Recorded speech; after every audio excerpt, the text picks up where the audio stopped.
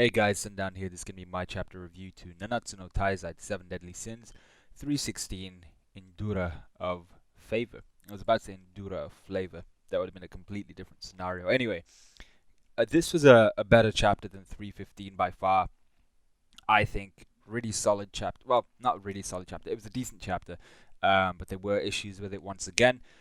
And we start off with something that Griever actually notified me about in the Boar's Hat podcast. So go check out Grimm's channel where he does a podcast for Taizai called the Boar's Hat, and Griever is one of the main guys there, and also a very awesome Taizai YouTuber, as well as a range of other things. He does One Piece as well. So definitely go check him out. I really enjoy his content. But he mentioned the fact that at the on the cover page of 316, we get this paragraph, something basically world building, something that Nakaba has done very poorly for the last 315 chapters. He decides, yeah, let's do it in the 316th chapter. Anyway, we're told this Endura of Favor, this really poorly designed, to be fair, beastie that according to the description, it's a legendary beast reincarnated from the highest ranked demons. Yeah, we all know that. They have to offer 6 of their 7 hearts to the darkness in order to become this crazy maniacal lack of sense demon beast thing. But unlike the other variety of named Enduras, they have names apparently. This one, the Endura of Favor, this variety, the Endura of Favor, these have been reincarnated from the 10 Commandments that were loyal and devoted to the Demon King. So their strength exceeds the other Endura. They're much more powerful, and I think that was a very cool and very much needed bit of world building. We needed to find out what this creature was, but even then, the design could have used a bit of touching up. I feel like the design is a bit shitty. Not necessarily saying that it doesn't suit the part, in the sense of, in reality, it's just a distraction for the others of the sins, while Meliodas and Elizabeth are fighting the Demon King. But, it could have been a cool looking distraction. Anyway, we come to the chapter where King, Merlin are taking swipes at all these baby Endura which are flying around. And we have my first issue with the chapter. Diane and Gauth are on the floor saying our attacks can't reach them, we can't hit high enough to hit these flying Endura. And there's so many of them, and they realize that if any of these scatter across Britannia, it's going to be a disaster. But Diane, first, she's quite tall. I mean, she is a giantess, so even at her height, she should be able to at least swing Gideon and hit one of them, possibly. But she can also summon mountains at will. She literally does it this chapter with Ground Gladius. She can make mountains at will. She controls the earth fluidly. That's her clan's thing. That's what her race can do. And apparently she doesn't have the capability to hit at least one of these Enduras. I was like, alright, cool, whatever, man. The biggest issue I have, though, is Galtha. My G is literally a marksman. His sacred treasure is the twin bow Harriet. Like, he can literally just... He's a Quincy, bruh. He can literally snipe any of these Endura, and, like, maybe he has, like, some sort of 1,000 arrow move. Like, I'm pretty sure we saw, what was his name? The Quincy in Bleach 2. I mean, like, come on. This dude has a bow and arrow. You have the capability to attack these guys. So that was my first issue with the chapter. Then we go to where King's saying he should just incinerate this whole area using sunflower, which was a good idea. But Diane says that humans and animals nearby will be caught up in it, and I think that's why one of my guys, one of my subs, he commented on my last video about something like King going full John Wick, and I think what he was trying to hint at was the fact that he didn't incinerate the area because he would have killed animals, and John Wick and his dog. So fun comment, but he might not have meant that. Who knows? So then we have Ban leaping off of Diane's shoulder and right into the end. He's holding the holy staff Courechouse, which we still have no explanation for how Merlin got it, where she obtained it from, and why. The biggest question: why she never gave it to Ban before this. There were plenty of other occasions. You can make your own headcanon as to why she didn't, or maybe it wouldn't have made a difference. Maybe even if she gave it to Ban, he still wouldn't have been able to stand up against the Demon King or any of the other foes he's fought against. But bullshit. That's bullshit. So I'm not even gonna explain it. That's bullshit. Ban has needed Courechouse on many occasions, and she's just not provided it to him, given it to him. And in these final few chapters, she's been like, yeah, let's just do it on this waste of a character, which is the Endura. So apparently, Courechouse grants Ban more so than any other sacred treasure the capability to freely manipulate his attacks at irregular speeds, angles, and distances at will. And with Ban's current strength, wielding it, he should be able to manifest absolute range, speed, and force. Now, a lot of the guys in the podcast, and I kind of agree with them, and by kind of I mean I totally agree with them.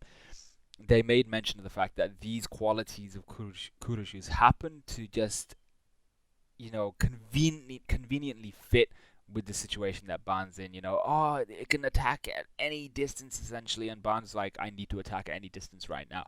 So I was like, it's very convenient. Maybe that's the reason why Merlin decided, yeah, this is the right time to give it to him. But there were other times where he was in more dire need of its strength and its ability to pull out his strength, and it wasn't this time. This is just an aid for Ban at the moment, and not really something that would help him pull through a fight completely.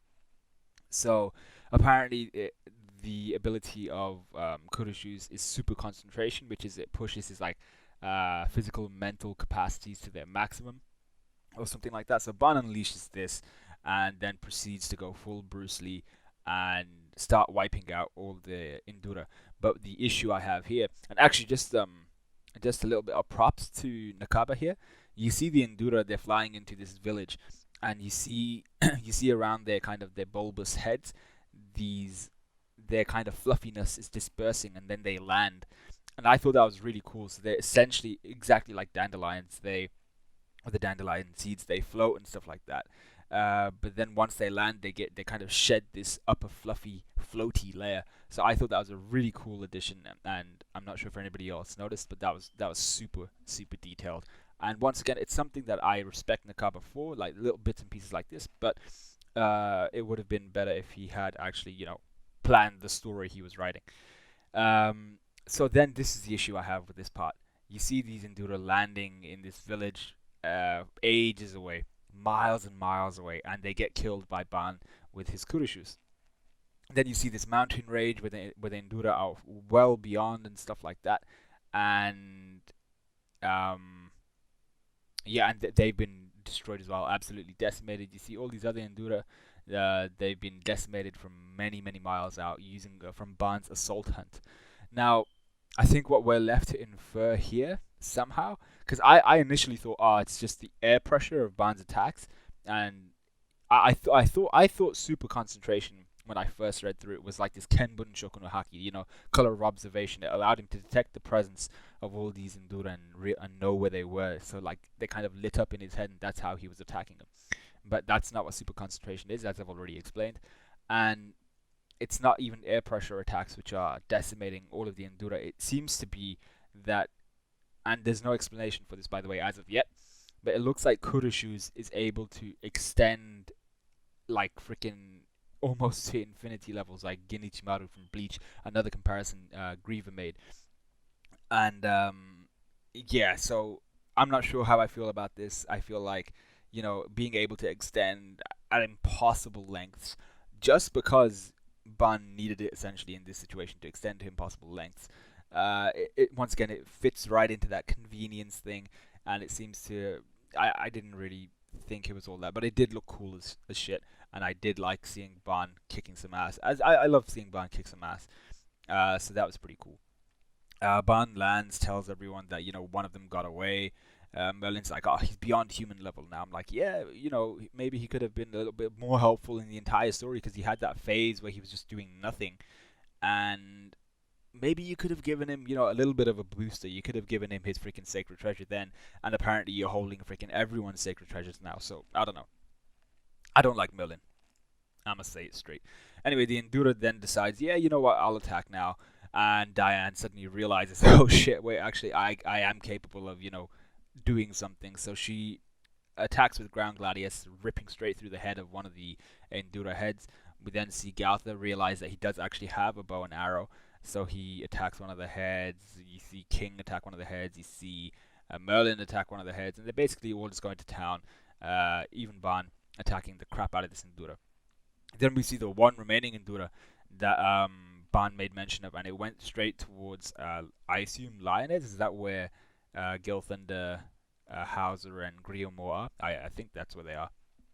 And they order everyone to go back. I assume they're the Great Holy Knights now. Maybe, I don't know. Maybe Gilthunder at the least. So he orders all of his men back, apart from Griomore and Hauser, and they're gonna fight um, this Endura. And I was like, you know what? Fantastic. Let's go, Nakaba.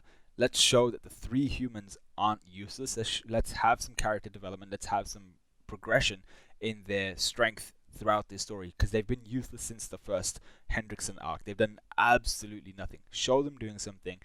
Whether it's all three of them, whether it's one of them, let them take out this Endura. It's going to be sick. Just show us something. So they proceed to do this awesome Trinity attack. Griomore shields this, or contains this Endura within this hexagonal prison. We see Hauser summon a freaking tornado out of nowhere, which is what he can do, and we see Gilthunder infuse the tornado with his lightning, and they essentially attack this Endura with a Trinity attack hexagonal graveyard, and I thought it looked sick. However, what then happens is this Endura uses its tongue as like a whip slash, like an edged whip of some sort, like a sharp edged whip, and it slices straight through Griomore's hexagonal shield, and it actually hits and knocks down all three of them, Griomore, Gilthund, and Hauser, bleeding from their mouths and stuff like that. And we see this grotesque looking mouth with like kid-like teeth, like childlike teeth, and then this long, sharp-looking tongue, kind of very licky-tonguey. And I'm not sure how I feel about the three humans losing to a freaking egg-shaped lickitung. So they get hit by that once, slight bleeding from the mouth. Like, I've bled more from my mouth accidentally hitting my gums with my toothbrush. And they're just lying on the floor like, oh shit, it's too strong. At this rate, we're gonna be. I'm just like, bruh, get your ass up. Like, you could not have been wrecked that quickly. And they start like, oh, if only the seven deadly sins was here. And I respect Gilthunder here. He's like, no, we can't always rely on them. And I thought, you know what, character development. Let's do this. Like, I don't like the fact that they're on their knees already, but let's get Gilthunder up. Let him will the other two up, and they'll fight this thing and destroy it. But then it turns out with the Lickitung shooting one final attack at Gilthunder, it turns out they did need to be saved by a sin, which kind of nullifies the whole point of this part here and what Gilthunder was saying. Like, that makes Gilthunder even more useless. The fact that he said we shouldn't rely on the sins all the time. I was like, yes, because the whole point is that the sins won't be here forever. There has to be some form of defense for Lioness against whatever when the sins are not there. But Nakaba throws that away as well, and Escanor in his freaking in his night form, because he doesn't have sunshine anymore, so in his weakened form, blocks the attack with his shield, and he's like, yeah, made it just in time. And Hauser's there like, I've heard you lost sunshine. This is not a good idea. You should not be here fighting this monster right now.